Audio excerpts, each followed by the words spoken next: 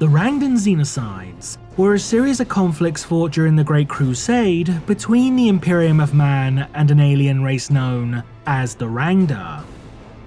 The Xenocides are commonly regarded as being some of the bloodiest events in Imperial history, said to be surpassed only by the Horus Heresy in terms of sheer devastation.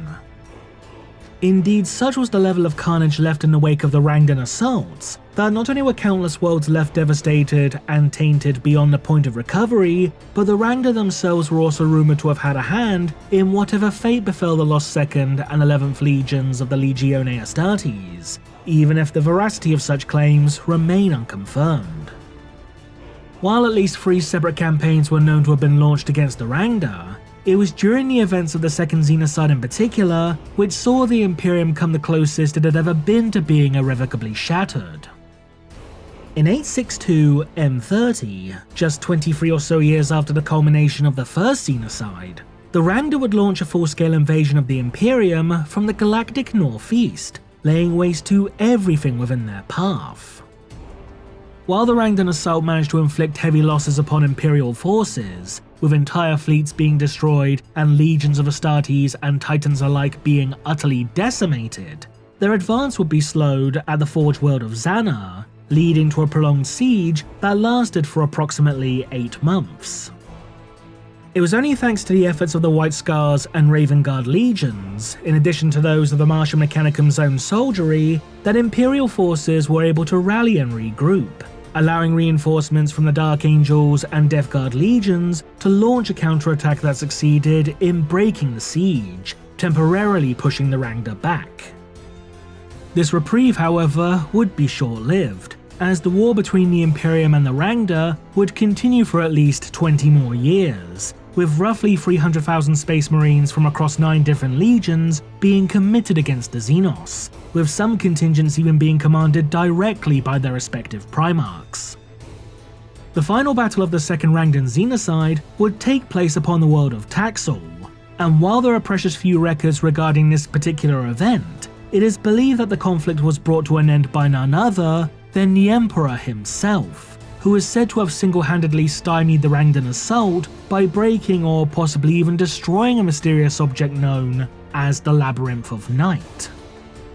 The surviving elements of the Rangdan fleet would be hunted down and destroyed by Imperial forces, leading many to naively believe that the threat of the Rangda had finally been quashed. However, given the general lack of information regarding the Battle of Taxel, some have speculated that much of it had been deliberately expunged from official records due to the threat of the Rangda being so great that the Emperor was forced to unleash his own alien horror, specifically that of a ctan shard, in order to counteract the Xenos threat. But is there any truth to such claims? Could the Emperor have been forced to, for lack of a better term, weaponize a ctan? While such an idea may at first glance seem incredibly unlikely, the main piece of evidence to support this particular claim involves the previously mentioned Labyrinth of Night, which some believe to be little more than a thinly veiled reference to the Noctis Labyrinthus. The Noctis Labyrinthus is a colossal geological formation located upon the world of Mars, with its vast network of canyons and valleys forming something akin to a natural maze. It is here, deep beneath the surface of the world, where a vast chamber is located, one which serves as the prison for an entity known as the Dragon of Mars. While not explicitly confirmed, it is heavily implied that the Dragon of Mars is in fact an exceptionally powerful shard of the ctan known as the Void Dragon. Now, it should be noted that not only does Noctis Labyrinthus literally translate to Labyrinth of Night, but it is even outright referred to as such within the novel Mechanicum by the psyker Jonas Milus, as shown with the following quote. I have seen the truth, and I am free.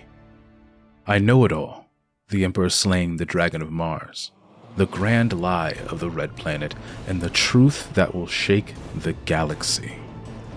All forgotten by man in the darkness of the Labyrinth of Night. If the Rangda managed to push all the way to the very boundaries of the Sol system, encroaching upon none other than Terra itself, then such an act could have very well forced the Emperor to unleash the Dragon of Mars as a last-ditch nuclear option, proverbially speaking. After all, the ctan, even when reduced to little more than shards, are shown to be capable of laying waste to entire planets single-handedly.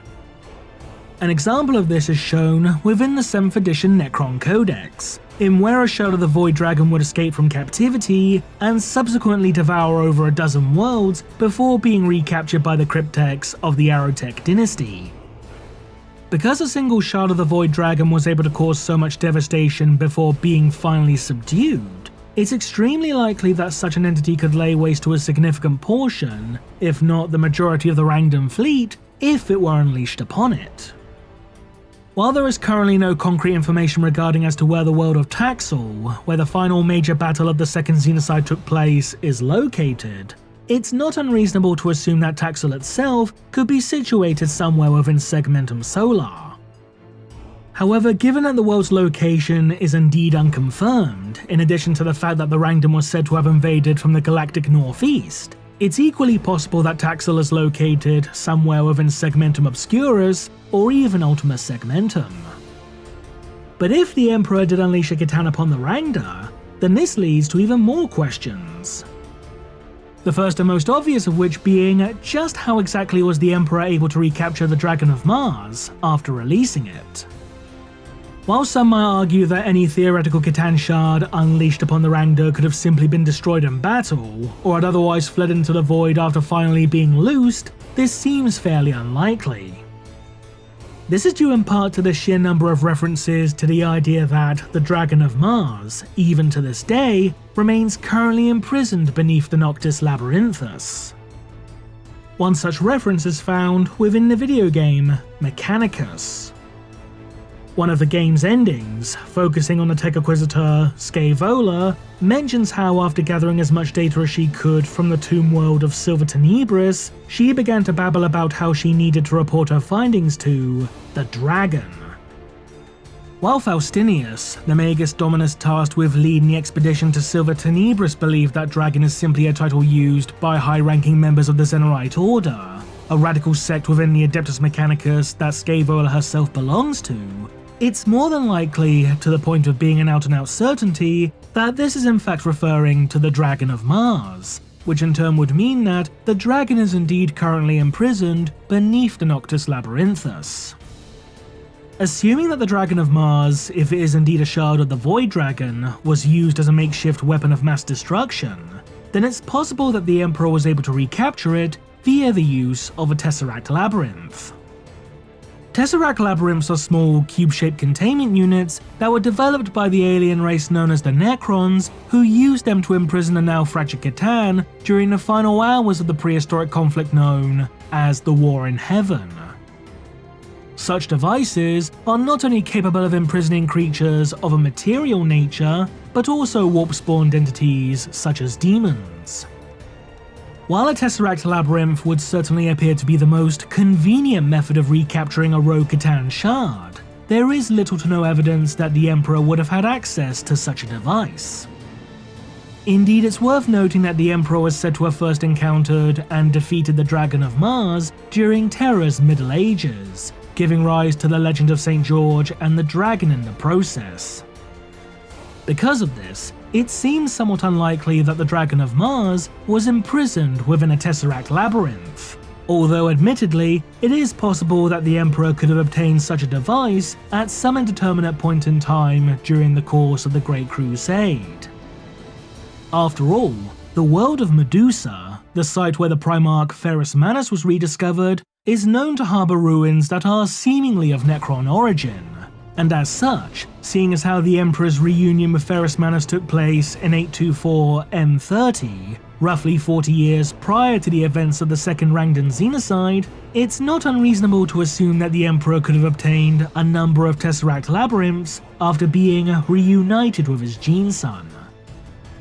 Alternatively, perhaps the Dragon of Mars was hunted down by an Imperial or Mechanicum hunting party and recaptured through other, more primitive means, though such a mission would have no doubt been both an incredibly dangerous and costly one.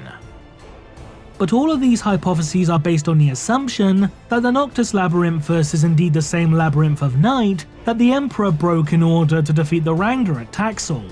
And while it is certainly possible that the two are indeed one and the same, there is always a possibility that, despite sharing similar, if not identical names, they are entirely separate and distinct from one another. After all, the Imperium, as well as the galaxy at large, are both incredibly vast entities, and thus it would only be natural for names and titles to be reused, either wholesale or with slight variations, when objects, groups or locations are catalogued by members of the Administratum. This is most notably shown with the Adeptus Astartes, for not only did there exist separate chapters named the Fire Angels and Angels of Fire, but also the Scythes of the Emperor and the Emperor's Scythes.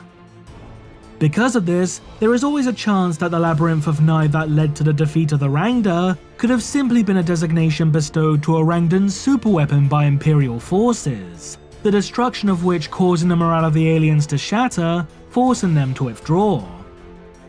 Whatever the truth may be, few can deny that the Emperor's victory over the Rangda at Taxel was one of the most pivotal of the entire Great Crusade, and may have single-handedly prevented humanity from being driven to extinction. What do you think? Leave a comment below, and thanks for watching.